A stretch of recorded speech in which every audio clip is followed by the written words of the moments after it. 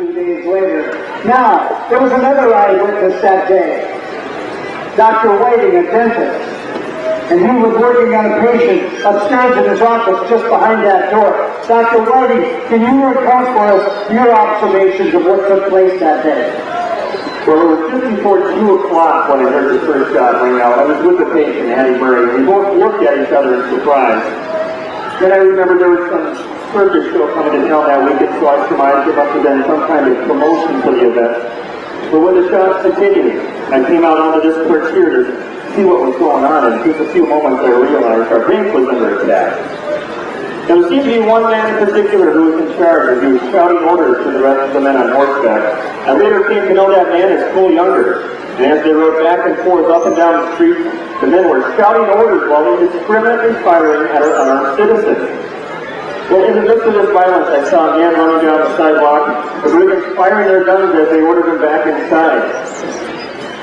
These bandits were ordered to shoot with intent to kill or wound their target. And despite the testimony of Cole Younger, I would have heard such a contradiction come up at this point. Well, shortly after this, one of the men discovered me and with curses shouted orders and had to get back inside. And he accompanied this order with a gunshot, which struck the wall right behind me. So I decided to duck back in and watch the rest of the action from a nearby window. But when I got to that window, I noticed that Cole had been joined by his brothers Bob and Jim, and they were now attacking A.R. Manning, who had appeared at the corner of this building armed with a gun. They were now shooting at Manning with evident intention to kill.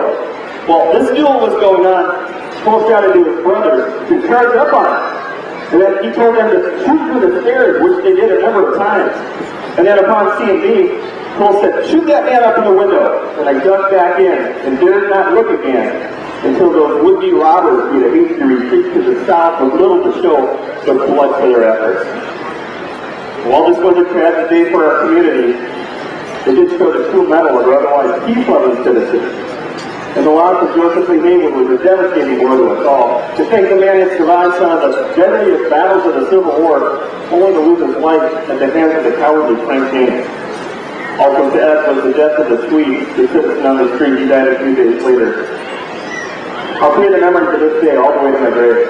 Thank you, Dr. Whiting. Jim Freeland, everyone. Thank you, Jim.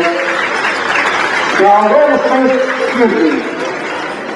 Inside the bank, Frank James and his cohort encountered 3 employees. As the teller, Aiden Bunker, approached the window, he sensed trouble because he smelled alcohol in the men's breath. Behind Bunker sat bookkeeper Frank J. Wilcox and the acting cashier that day, Joseph Lee Haywood. Mr. Phillips, the regular cashier, was out of the state, visiting Philadelphia for the match.